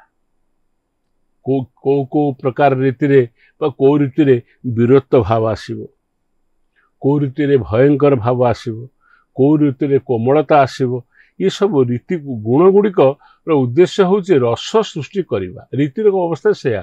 ଗୁଣ ରୀତି ଆଙ୍କର ଅଲ୍ଟିମେଟ୍ ଯେମିତି ନଈଟା ବହି ଯାଉଛି, ତାର ଉଦ୍ଦେଶ୍ୟ କ'ଣ? ସମୁଦ୍ରରେ ଲୀନ ହେବ, ସମୁଦ୍ରରେ ପଡ଼ିବ। ତେଣୁ ଗୁଣ ହଉ ବା ରସ ହଉ, ବା ଗୁଣ ହଉ ବା ରୀତି ହଉ, ଆମେ ଯାହା ସବୁ ଆଲୋଚନା କରୁଛେ, ଏ ସୃଷ୍ଟିର ଉଦ୍ଦେଶ୍ୟ କ'ଣ? ରସ ନିଷ୍ପନ୍ନ କରାଇବା। ପ୍ରଶ୍ନ ଆସିଲା, ଏଥିମଧ୍ୟରୁ ବୈଦର୍ଭୀ ରୀତି କେଉଁ ରସ ପାଇଁ ବ୍ୟବହୃତ ହୋଇନଥାଏ?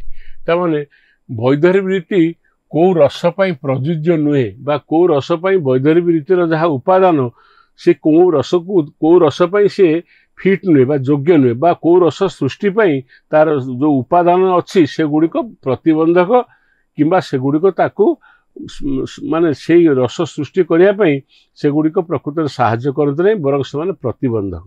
ଦେଇଛି ଶୃଙ୍ଗାର ଦେଇଛି, ଆଚ୍ଛା, କରୁଣ ଦେଇଛି, ଶାନ୍ତ ଦେଇଛି, ବୀର ଦେଇଛି। ଏଥିମଧ୍ୟରୁ ବୈଦର୍ଭୀ ରୀତି କେଉଁ ରସ ପାଇଁ ବ୍ୟବହୃତ ହେଇପାରିବ? ଶୃଙ୍ଗାର ହେଇପାରିବ। ଶୃଙ୍ଗାର ଗୋଟେ ରସ, ଶୃଙ୍ଗାର ରସ, ଆଦି ରସ ବୋଲି କୁହାଯାଉଛି ଶୃଙ୍ଗାର। ତାପରେ କରୁଣ ବି ହେଇପାରିବ, ଶାନ୍ତ ବି ହେଇପାରିବ। ଶାନ୍ତ ରସଟା ପରବର୍ତ୍ତୀ ପର୍ଯ୍ୟାୟରେ ଶାନ୍ତ ରସ ଆସିଲା। ଆଗ 8 ରସ ଥିଲା, 9 ରସ ହେଲା, 10 ହେଲା, 11, 12 ହେଲା। ଏସବୁ କିଏ କରୁଛି? ସବୁ ବାତ୍ସଲ୍ୟ ରସ ନଥିଲା, ନବମ ରସ ଥିଲା, ତାକୁ ଦଶମ କଲେ। ସେମିତି ଶାନ୍ତ ରସକୁ କହିଲେ ଶାନ୍ତ ରସ ହେଉଛି ସବୁ ରସଠୁ ବଡ଼। କିଏ କହିଲା ଶୃଙ୍ଗାର ରସ ବଡ଼? ଆମେ ଆଲୋଚନା କରୁ ଶାନ୍ତ ରସ ହେଲେ କ'ଣ ହେବ ନା ଜଗତ ସବୁ ମୋତେ ସୁନ୍ଦର ଦେଖାଯିବ, ଜ୍ଞାତି କୁଟୁମ୍ବ ବନ୍ଧୁ ବାନ୍ଧବ ସମସ୍ତଙ୍କ ଭିତରେ ଗୋଟେ ଶ୍ରଦ୍ଧା ଆସିବ। ତେଣୁ ଆକୁ କୁହାଗଲା ଏଇଟା ହେଉଛି ଆଧ୍ୟାତ୍ମିକତାର ଶ୍ରେଷ୍ଠ ପର୍ଯ୍ୟାୟ ହେଉଛି କ'ଣ ଶାନ୍ତ ରସ ଆସିଯିବ। ଛାଡ଼ ଆମେ ସେ ବିଶ୍ୱାସକୁ ଯିବାନି।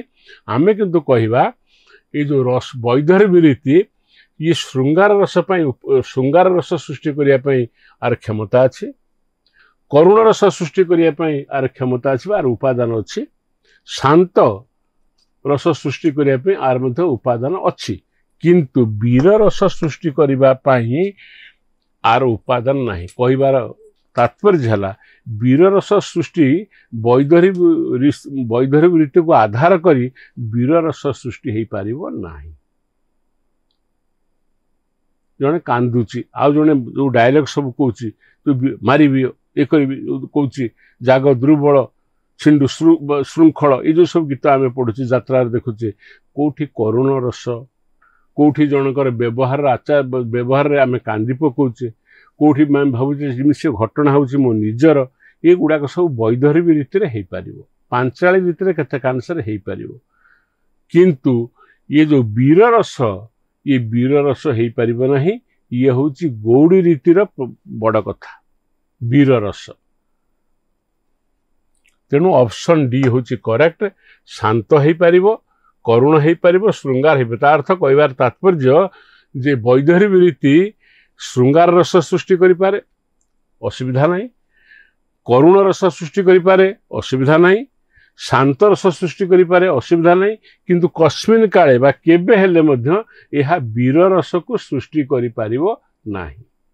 ଏତିକି ସେ କହିବାକୁ ଚାହୁଁଛି। ବୈଧର୍ମୀ ରୀତି ବୀର ରସ ପାଇଁ ଅନୁପଯୁକ୍ତ ବା ବୈଧର୍ମୀ ରୀତି ବୀର ରସକୁ ସୃଷ୍ଟି କରିପାରିବ ନାହିଁ।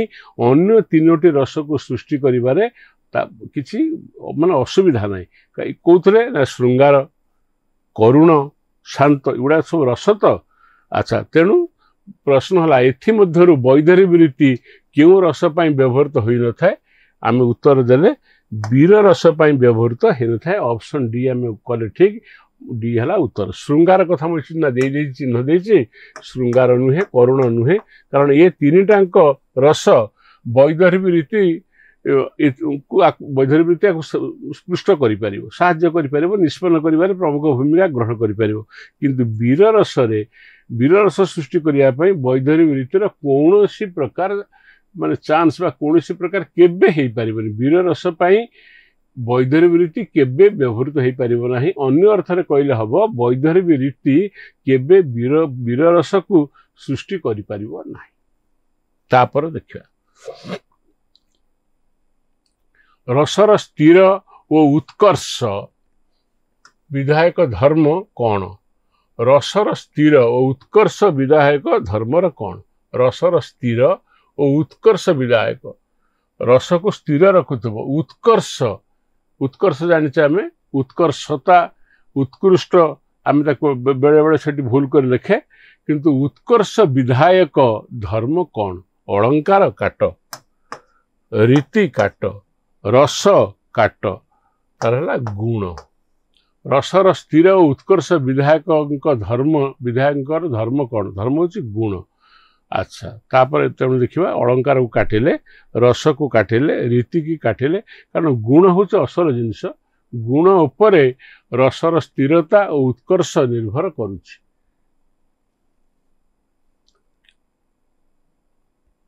ମମ୍ମଟ ଓ ବିଶ୍ୱନାଥ କବିରାଜଙ୍କ ମତରେ ଗୁଣ କେତେ ପ୍ରକାର? ଆଚ୍ଛା, ଅପସନ୍ ଦେଇଛି 2, ଅପସନ୍ ଦେଇଛି 3, ଅପସନ୍ ସି ଦେଇଛି 4, 5। ତାମାନେ ମମ୍ମଟ ଆଉ ବିଶ୍ୱନାଥ ଏମାନେ କହୁଛନ୍ତି ତିନୋଟି ରସ ଅଛି। ଅନ୍ୟ ରସ କଥା ବୋଲି ଯାହା କହୁଛ ସେ ଅସ୍ପଷ୍ଟ ଏବଂ ସେ ସମ୍ପର୍କରେ କିଛି ତାଙ୍କର ଚିନ୍ତାଧାରା ହେଲା ଯେ ମମ୍ମଟ ଓ ବିଶ୍ୱନାଥ କବିରାଜଙ୍କ ମତରେ ଗୁଣ କେତେ, ଯେତିକି ପ୍ରକାର ଗୁଣ ସେତିକି ରସ ସୃଷ୍ଟି କରିବେ। ତେଣୁ ଉତ୍ତର ହେବ 5ଟି ନୁହେଁ, 4ଟି ନୁହେଁ, 3ଟି ହେବ, 2ଟି ନୁହେଁ। ଆଚ୍ଛା, ଏଥିମଧ୍ୟରୁ କେଉଁ ରସଟି ଗୌଡ଼ୀ ରୀତି ପାଇଁ उर्दिष्ट नुहे वीर विभत्स हम यहाँ रौद्र श्रृंगार ये गुड़िक रस गोटे है वीर रस एटा है विभत्स गोटे श्रृंगार रस गोटे है रौद्र रस।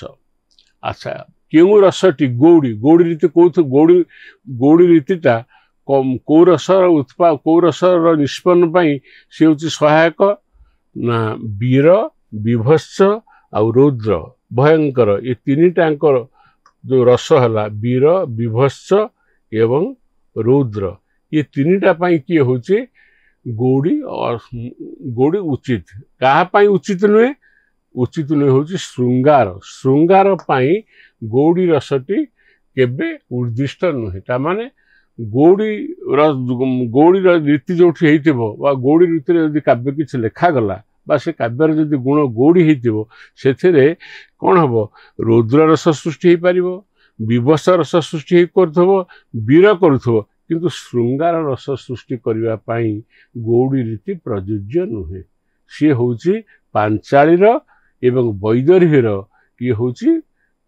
माने एकचाटिया अधिकार यही माने ही सृष्टि करि पारिबे समस्त सृष्टि करि परिबे।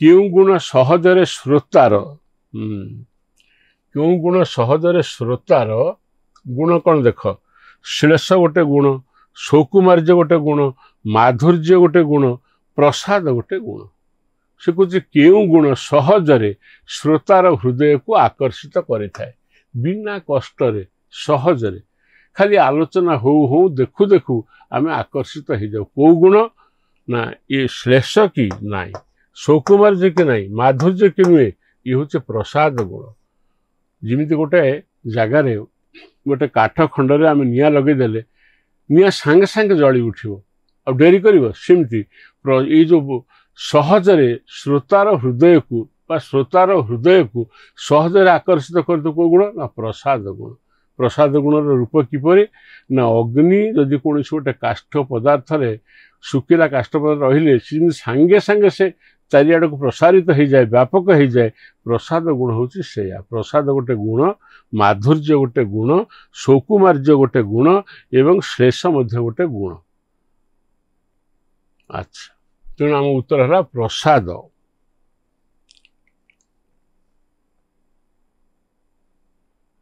हर्ष चरितर लेखक किए आनंदवर्धन भरत मुनि विश्वनाथ कविराज बाण भट्ट।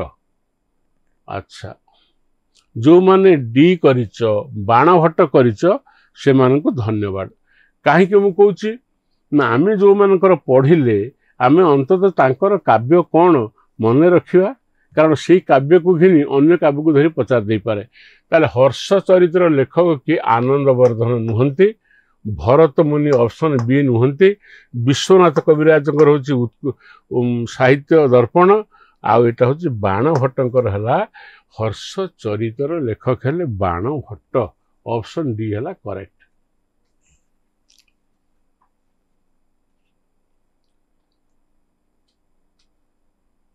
एथि मध्यरु केउटी एक गुण नुहे। अच्छा समता सौकुमार्य अभिव्यक्ति आउ अवंतिका। अच्छा एमध्यु केउटी एक गुण नुहे समता गोटे गुण सौकुमार्य गोटे गुण अभिव्यक्ति गोटे गुण अवंतिका गुण नुहे एटा हूँ गोटे रीति विशेष जो कथा होता रीति जो बढ़ी बढ़ी की गला से अवंतिका अच्छी अवंतिका रीति ये गुण नुहे केउटी एक गुण नुहे यहीटा गुण नुहे एटा हूँ रति तेणु आम ऑप्शन डी को करेक्ट करवा यहीटा गुण नुहे एटा हूँ रति।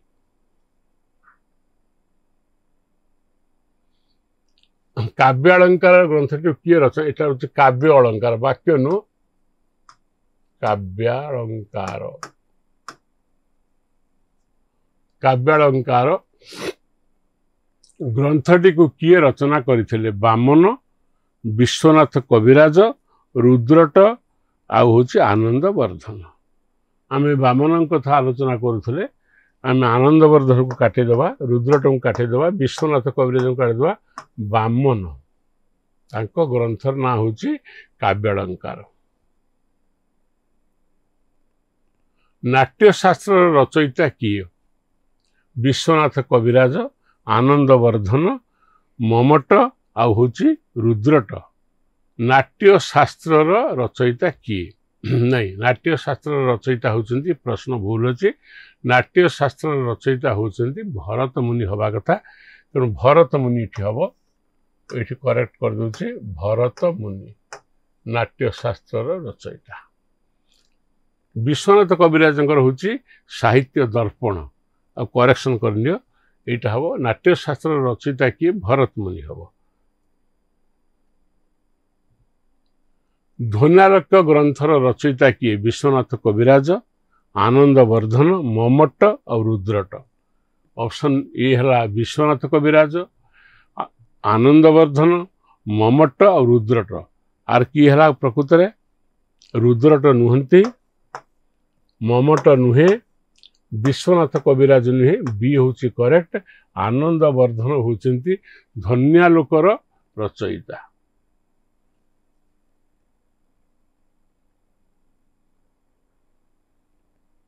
बकृति जीवित ग्रंथटी कहार रचना? कुंतक, विश्वनाथ कविराज, आनंदवर्धन, रुद्रट। विश्वनाथ कविराज आम तो जानीचे, काटिदेवा। आनंदवर्धन ये पढ़िले ताकू काटिदेवा, रुद्रंकर काटिदेवा। कुंतक ऑप्शन ए हूँ करेक्ट। जे बकृतिर कथा, बकृति संपर्क जे बकृति संपर्क बकृति संपर्क जहाँ पुस्तक अच्छी बकृति की कहते साई रस सृष्टि करवा, सी गोटे उपादान बा माध्यम बोली कहुच्छी बकृति। बकृति अर्थ कौन? सरल भाव जो कथा कहु सरल भाव न कही बंका भाव बकृति बंकई कहवा फल साधारण कथा असाधारण भाव सौंदर्य ग्रहण कर। तेणु कुंतक को मुझे ठीक कली। कुंतक। साहित्य दर्पणर स्रष्टा किए? सृष्ट नु स्रष्टा, स्र। साहित्य दर्पणर स्रष्टा किए? जो कथा में आलोचना करुले, साहित्य दर्पण पुस्तकर स्रष्टा होउछन्ति विश्वनाथ कविराज। बारंबार आम आलोचना कर साहित्य दर्पणर स्रष्टा होउछन्ति विश्वनाथ कविराज। ताले किए हब? पंडित राज जगन्नाथ नुहंती, आनंदवर्धन नुहंती, रुद्रट नुहंती, विश्वनाथ कविराज।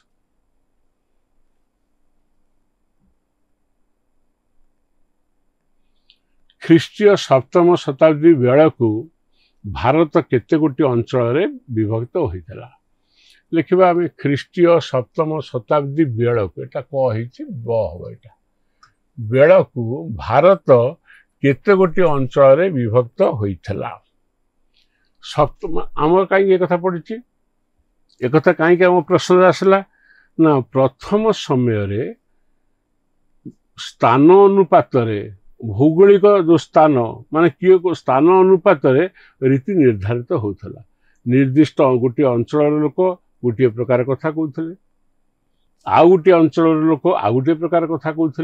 ये कथा मैं जानी। क्रमे क्रमे जितेबाला मनीष तार सब भाव विनिमय है परस्पर संपर्कित हेले तेणु गोटे निर्दिष्ट अंचल से प्रकार रीतिर लोक कथा कहे ता न कि विभिन्न प्रकार लोक विभिन्न रीतिर कथा कहले। तेणु भौगोलिक जो बंधन थिला जहाँ सूचई देउथला जे यही प्रकार कथाटा यही माने कहते ता रहिला नाही।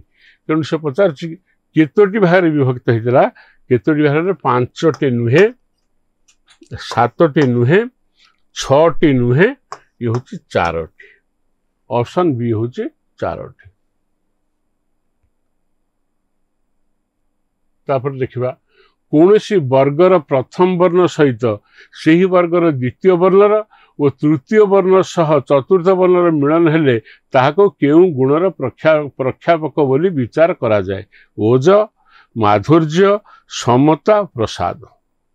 अच्छा, कौनसी वर्गर प्रथम वर्ण सहित सही वर्गर द्वितीय वर्णर और तृतीय वर्ण सह चतुर्थ वर्णर मिलन हेले ताको केउ गुणर प्रख्यापक कह जाए? ना प्रसाद कहबानी, समता कहबानी, माधुर्य कहबानी, ओज हूँ करेक्ट। ओज गोटे गुण, गौड़ी गौड़ी है गोटे रीति। साहित्य दर्पण साहित्य दर्पणकार हम एटा वीर नुह, साहित्य दर्पणकार जी साहित्य दर्पण को लिखिंट विश्वनाथ कविराज मतरे कौन से वाक्य शुणिला परे चित्त विस्तृति भाव में दीप्त हेले जो गुण सृष्टि हुए ताहाको आमे कौन कहबा, माधुर्य कहबा ना ओज कहबा ना प्रसाद कहबा ना समता कहबा। लक्ष्य रख साहित्य दर्पणकार मान साहित्य दर्पण जे लिखिंट विश्वनाथ कविराज तांको मतरे कौन सी वाक्य शुणिला परे चित्त विस्तृत होगी दीप्त हो गला। दीप्त अर्थ कौन, विस्तृत हो गला माने दीप्त अर्थ प्रज्वलित हवा, टिके गरम हो जावा, दीप्ति दीप्तिमान दीप्त हो गला। यदि गरम हो गला कौन से गोटे वाक्य कौन से गोटे घटना को देखी किंबा कौन से गोटे वाक्य को मनुष्य शुणी आमे जदि टिके आनंदित हवा परिवर्ते आमे जदि टिके गरम हो गलु, जदि उत्तप्त टिके हो गलु, टिके ताती उठिलु ताले से को गुणर हो ताले आमे तो कोन को आजिवो, को गुण हबो, माधुर्य हबो कि ताती गले माधुर्य हबोनी, प्रसाद हबो कि नाही, समता हबो कि नाही, याको ओज गुण सृष्टि हबो। कौन सी व्यक्ति विशेषकर अभिनय बा कौन सी काव्य पढ़ला मात्रे आम हृदय विस्तारित हवा संगे संगे ताहा जदि दीप्त हो गला, दीप्त अर्थ उत्तप्त गरम हवा बस आम टे क्रियाशील हो गलु जानव से कौ रस सृष्टि करुच्ची कौ गुण सृष्टि होती माधुर्य गुण नाही, सेठी ओज होउची प्रसाद होनी, ममता समता होनी। माधुर्य ओज प्रसाद समता ये सब गोटे गोटे गुण, यही गुण उपरे आधारित होची रीति। रीति किमिति रस निष्पन्न होची से विषय पढ़ाई, विभाव अनुभव संचारी कथा पढ़ा जाइए, खाली मल्टीपल चेष्टा आम कर दौचे।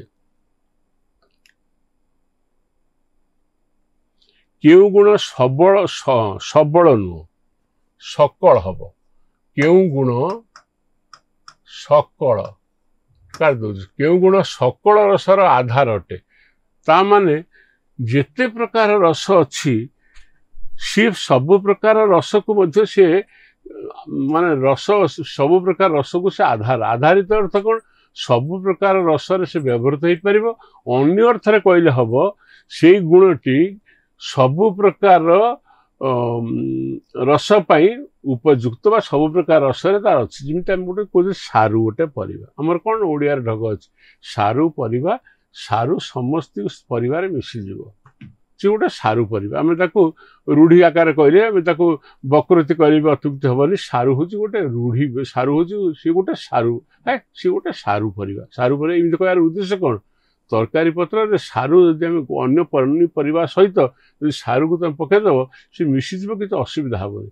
सेमती प्रश्न है क्यों गुण सकल रसर आधार अटे, ताने कौ गुणटा सकल रस उपादान रूपे व्यवहृत हो पार। सी हूँ किए ना सौकुमार्य नुहे, माधुर्य नुहे, प्रसाद नुहे, सी हूँ किए प्रसाद, सी ओज नुहे। यही प्रसाद गुणटा जहाँ मुझे कहली गोटे काठरे जदि पत्र डिया से लगेदेला मात्रे सी जमी जली उठे, प्रसाद गुण सेमती सहजरे आम हृदय को से द्रवीभूत कर दिए। आम जापारूना किंतु द्रवीभूत करे। कौ गुण सकल रसर आधार अटे, माने सकल रस निष्पन्न तार भूमिका अच्छी। कौ गुण ना प्रसाद गुणर अच्छी, ओजर नाही, माधुर्यर नाही, सौकुमार्यर नाही। ये हूँ वीर रस, माधुर्य हूँ वैदर्भी रीति, सौकुमार्य मधुर, किंतु प्रसाद गुण सबु प्रकार रसर आधार अटे। तेणु ऑप्शन सी हूँ करेक्ट।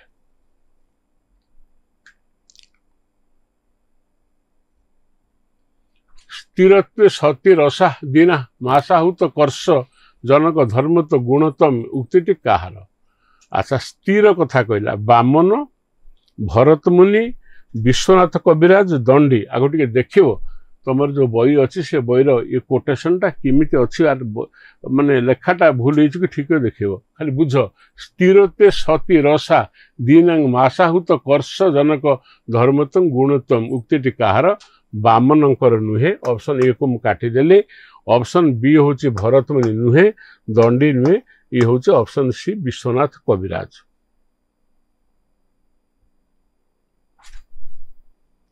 ट वर्गर वर्ण व्यतिरके जदि अन्यान्य वर्गर वर्ण गुड़िक सही वर्गर अंतिम वर्ण सहित संयुक्त हेले क्यों गुण उत्पन्न हुए देख मन रख सेते बड़ा आमे मन रखिले कोन कोटा किमिति ओज सृष्टि हुए ओज गुण किमिति सृष्टि हुए एठी कोछ को गुण ट वर्ग हमर जो कचट तप अछि वर्ग 25टा व्यंजन वर्ण को आमे विभक्तिकरण करी क च ट तप करिचे ट वर्गर वर्ण व्यतिरेक जदि अन्यान्य वर्गर वर्ण गुड़िक सही वर्गर अंतिम वर्ण सहित संयुक्त हेले क्यों गुण उत्पन्न हब श्लेष ना ओज ना ताले किए हब प्रसाद हब ना माधुर्य गुण हब जोटा कि वैदर्भी रीतिर असल कथा।